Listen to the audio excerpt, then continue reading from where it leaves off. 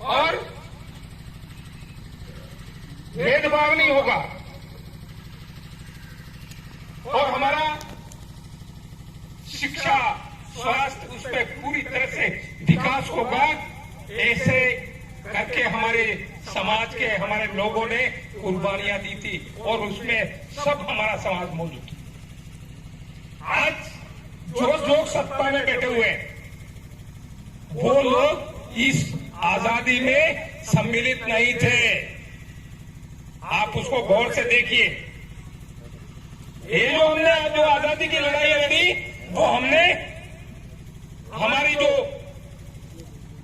समस्याएं थी उनके समाधान के लिए हमने लड़ाई लड़ी। तो समस्याएं खत्म हुई, ऊंच नीच खत्म हुआ, हमारी गरीबी खत्म हुई तो नहीं हुई। तो ये हमारे जबरदस्त सवाल है कि ये जो लड़ाई है वो लड़ाई आजादी की दोबारा आई हमारे सामने। हमको असली आजादी नहीं मिली, हमको अब तक जो आजादी मिली वो नकली मिली। क्यों नकली मिली? तो आज जो देश के संविधान निर्माता थे भीमराव अम्बेडकर, जयपाल रेड्डी, ये जो जयपाल सिंह मुंडा, ये जो लोग थे हमारे जो प्रावधान किए संविधान के अंदर उन संविधान की जो पालना भी नहीं कर रहे हैं और ये पालना तो नहीं कर रहे हैं लेकिन उस संविधान को भी खत्म करने की बात कर रहे हैं। इसलिए मेरे भाइयों, ये हमको दूसरी लड़ाई आजादी की लड़ाई लड़नी पड़ेगी। उस पर हमको सबको अपना तन मन धन सब कुछ लगाना पड़ेगा और हमको एकता के सूत्र में एक होकर के आप देख लीजिए कि 75 साल हो गए, एक जिंदगी बर्बाद होगी। मेरा उम्र 69 के आसपास है। हमने आजादी की लड़ाई लड़ी वो नहीं जानते। हम स्वतंत्र भारत में जन्म लिया, हमारी उम्र पूरी होने जा रही है लेकिन फिर भी हमको ये एहसास नहीं हुआ कि हमारा राज है। ये कहने का हमको एहसास नहीं हुआ हमारे राज में हमारी तकलीफें ये कैसा राज। इसलिए कहना चाहते हैं ये जो राज है वो वास्तव में कांग्रेस और बीजेपी ने और कम्युनिस्टों ने भी ये जो राज किया, शासन किया, उन्होंने 75 साल तक किया लेकिन कोई परिवर्तन नहीं आए और लोगों में एक भावना गई जबरदस्त। ये भावना गई कि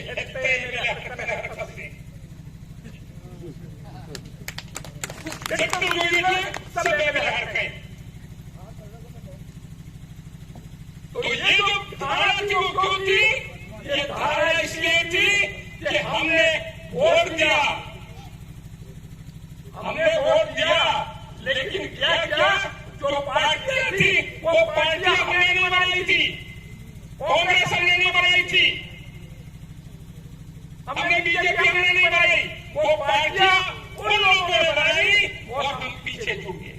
और इसका इतिहास देखिए, कांग्रेस बनाई वो आरएसएस ने बनाई,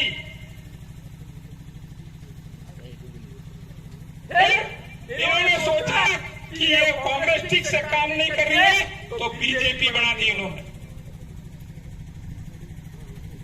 तो ये आरएसएस है इन पार्टियों के मूल में है। चाहे कम्युनिस्ट पार्टी हो वहां भी वो चोटी वाला पकड़ के बैठा हुआ उन पार्टियों की चोटी किसके हाथ में? आरएसएस वालों के हाथ में। ये समझना होगा। इसलिए हम भी समझते हैं कि कांग्रेस तो आज तक अच्छा करना चाहिए था, क्यों नहीं किया आज तक? आरक्षण पूरी तरह से लागू करना चाहिए, क्यों नहीं किया? और दूसरा, ये जो हमारे सोर्स थे, शिक्षा विभाग, स्वास्थ्य विभाग, रेलवे, जो जितना हवाई जहाज, ये सारे थे वो हमारे लोग रेलवे था वो हम लोग लगते बेरोजगार थे वो नौकरियों में लगते थे। अब बेरोजगार बढ़ गए हैं, कैसे बढ़े? इसका मतलब क्या हुआ? उन्होंने सारे विभाग थे, सरकारी विभाग थे, उनको कहीं न कहीं प्राइवेट कर रहे हैं, कहीं न कहीं उसमें ये छोड़ रहे हैं। जैसे शिक्षा विभाग प्राइवेट स्कूलों खोल रहे हैं, उनको ज्यादा खोल रहे हैं। प्राइवेट स्कूलों में आरक्षण देना पड़ता है, नहीं। अरे प्राइवेट स्कूलों में पैसा सामने देना पड़ता है, आरक्षण नहीं है। तो एक आरक्षण को खत्म करने के लिए उन्होंने प्राइवेट स्कूल खोल दिया और हमारे लोग सरकारी स्कूलों में नहीं पढ़ करके प्राइवेट में पढ़ रहे। अरे हमको तो एक झटके में बंद कर देना चाहिए प्राइवेट स्कूलों को। झटके में बंद नहीं, बच्चे का बंद हो जाना चाहिए कि प्राइवेट स्कूल अपने आप बंद हो जाए। लेकिन हम तो उनको बढ़ावा दे रहे हैं, हम उनको तो वोट दे रहे हैं, उनको ताकतवर बढ़ रहे हैं।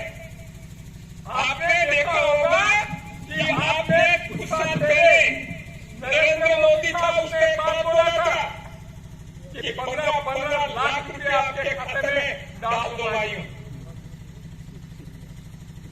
डाला 15 लाख रुपया? नहीं दिया। लेकिन वोट नहीं गया।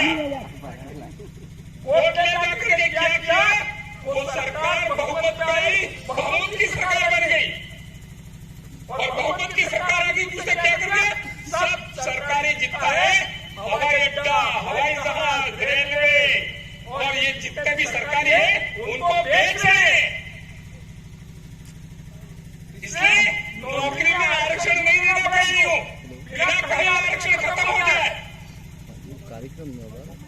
इनकी नीयत की वजह से ये इंडेक्स जो हो रहा है, इसलिए हमको सोचना चाहिए कि ऐसे लोग जो कांग्रेस हो, बीजेपी हो, जो पूंजीपतियों के पक्ष में है, जो पूंजीपतियों के लिए काम करते हैं, उन लोगों को क्या इलाज करना है वो हमको सोचना पड़ेगा। लेकिन ये बहुत ही घटना हुई, ऐतिहासिक घटना हुई डूंगरपुर जिले में। नहीं तो हमारे लोगों को समझ में नहीं आती। हम कहते थे कांग्रेस और बीजेपी एक है, लेकिन मानने के लिए तैयार नहीं थे कोई भी कि वो एक है। लेकिन डूंगरपुर जिले में 13 जिला परिषद सदस्य हमारे आपके सिलेक्शन किए हुए, आपने चुनाव किया, वो कितने थे? 13 जिला परिषद सदस्य थे और 8 सदस्य बीजेपी के थे और 6 कांग्रेस के थे। 6 सरकार किसके बननी चाहिए थी? जिला प्रमुख किसका बनना चाहिए था? 13 का बनना चाहिए था। 13 का नहीं बन के क्या कर दिया? कांग्रेस बीजेपी दोनों साथ में सो गई। साथ में सो गए। अब आप देख लो, दोनों साथ में सोए, जिला प्रमुख बना दिया। और अभी 3 साल हो गए, कोई झगड़ा नहीं है। और दोनों एक जो बीजेपी है वो केंद्र में सरकार में बैठी है और एक है वो राजस्थान में सरकार में बैठे। ये डूंगरपुर जिले में जो जिला प्रमुख बन के बैठी है, दोनों मिलकर एक होकर कमल कांग्रेस, ये कमल कांग्रेस दोनों मिलकर ये क्यों नहीं बता रहे हैं कि हमारे, क्योंकि वो अलग अलग तो क्या कहते हैं, कांग्रेस वाले कहते हैं मेहरबानी तो बीजेपी वाले को बढ़ा दी, बीजेपी वाले कहते हैं कांग्रेस वालों को बढ़ा दी, बेरोजगारी बढ़ा दी तो केंद्र वालों को बढ़ा दी, बीजेपी वालों को बोलते हैं कि कांग्रेस वालों को बढ़ा दी। ये तो नहीं कहते, एक दूसरे के ऊपर आरोप लगाते हैं कि ये जो करने वाला काम है वो किसने किया? कांग्रेस वाले कहते हैं, बीजेपी ने किया, बीजेपी वाले कहते हैं कांग्रेस ने किया। अब इन दोनों को यात्रा निकालो, गांव में आओ और दोनों को एक साथ में कि कांग्रेस ये जो महंगाई बढ़ाई है वो हमारी दोनों की वजह से, ये जो बेरोजगारी बढ़ी है वो हमारी दोनों की वजह से बढ़ी है। ये बोलो क्योंकि दोनों साथ में रहेंगे तो आप नहीं कर सकते। दोनों भी साथ में आ गए तो कांग्रेस वाले बीजेपी को कह सकते कि तेने बढ़ाई, बीजेपी वाले कह सकते कांग्रेस वाले तेने बढ़ाई, नहीं कह सकते। इसी को एक मंच में आकर बात करो और जनता के सामने बोलो कि महंगाई किसने बढ़ाई, बेरोजगारी किसने बढ़ाई, वो कौन है करने वाले लोग। ये जवाब दो तुम पहले, फिर तुम आंकड़ा निकालना, तुमको करने की कोई जरूरत नहीं है दूसरी। लेकिन ये समझते हैं, वो क्या समझते हैं कि नरेंद्र मोदी समझता है कि समय आ गया क्या करने देंगे। ये कोरोना आया, उस कोरोना में उसने तालियां और थालियां बजाई, और शायद आप सब लोगों ने जिनको समझ में नहीं आएगा कि वो समझते हैं कि रोज नब्बे जैसे धोखे मारने इतना अपने खड़ा खड़ा घोषणा बता रहे हैं। तो अपने भी उसकी बात मान ली और अपने ने गलत की। वो देख रहा था कि लोग कितने भक्त हैं, कितने लोग तालियां बजा रहे हैं, कितने लोग तालियां बजा रहे हैं, कितने लोग ढोल बजा रहे हैं। ये देख रहा था, उसने देखा कि अभी तो ठीक है, बिल्कुल अभी सरकार में हम वापस आ जाएंगे। तो अब सवाल करना पड़ेगा कि पड़ेगा ऐसे लोग हैं, उनमें मैं बता रहा हूं आपको, ये आप इतने सारी संख्या में बैठे हो, मेरे को ताकत लग रही है, लग रही इसलिए बोल रहा हूं कि आपके प्रताप से हमको ताकत लगी है।